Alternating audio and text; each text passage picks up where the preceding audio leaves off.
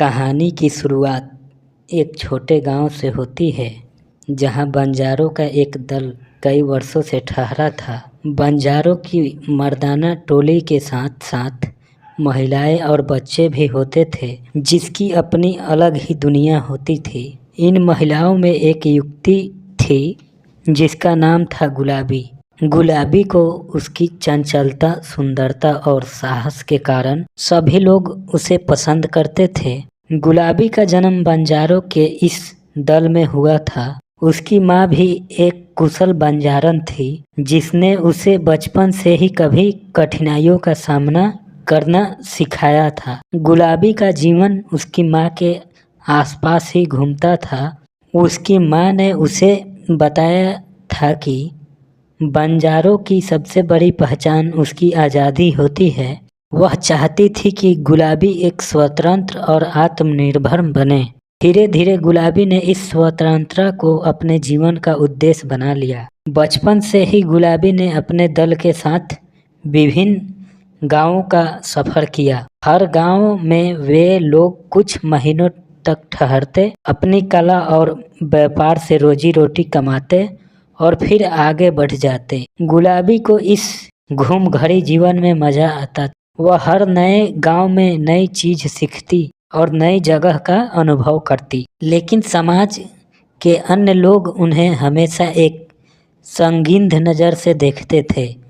उन्हें लगता था कि बंजारों के पास न घर होता है और न अस्थायी काम, इसलिए वो अविश्वसनीय और गुलाबी को इन बातों से तकलीफ होती थी। लेकिन उसने इस जीवन को स्वीकार कर लिया था। जब गुलाबी युवा अवस्था में आई तो उसके दल के सभी लोग उसकी खूबसूरती और साहस की प्रशंसा करने लगे।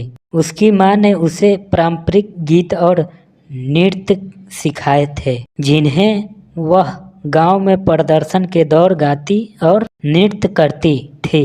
उसका डांस इतना अच्छा था कि सभी लोग उस पे मर मिटते थे। गांव वाले उसे देखने के लिए काफी भीड़ लगा देते थे। इसकी कला ही उसकी पहचान बन गई थी।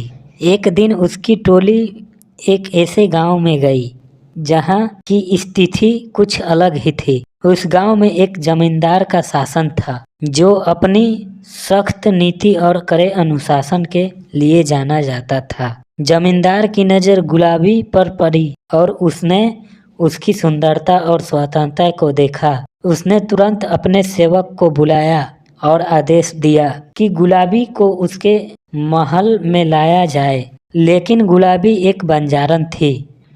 उसकी आत्मा को कैद करना आसान नहीं था। जब जमींदार के आदमी उसे पकड़ने आए तो उसने साहस के साथ उसका सामना किया। गुलाबी ने उन सभी को बताया कि वह किसी की संपत्ति नहीं है और उसे स्वतंत्रता को अपनी जिंदगी का अधिकार माना है।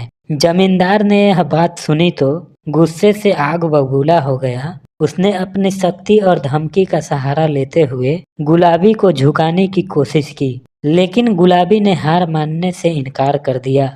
उसकी आत्मनिर्भरता और बहादुरी ने जमींदार को हिला दिया। उसने सोचा कि इन बंजारन को झुकाना मुश्किल है, परंतु जमींदार ने भी ठान लिया कि वह अब उसे अपने काबू में करके ही रहेगा। गुलाबी के दल के लोगों ने उसे समर्थन दिया और वे जमींदार के खिलाफ खड़े हुए। यह गांव के इतिहास में एक अनोखा विरोध था, क्योंकि इससे पहले गांव वालों ने जमींदार के खिलाफ कभी आवाज़ उठाई नहीं थी।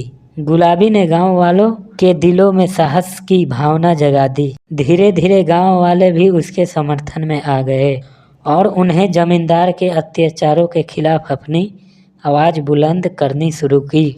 इस तरह गुलाबी के साहस और आत्मविश्वास ने न केवल उसके बल्कि पूरे गांव को स्वतंत्रता की भावना से भर दिया।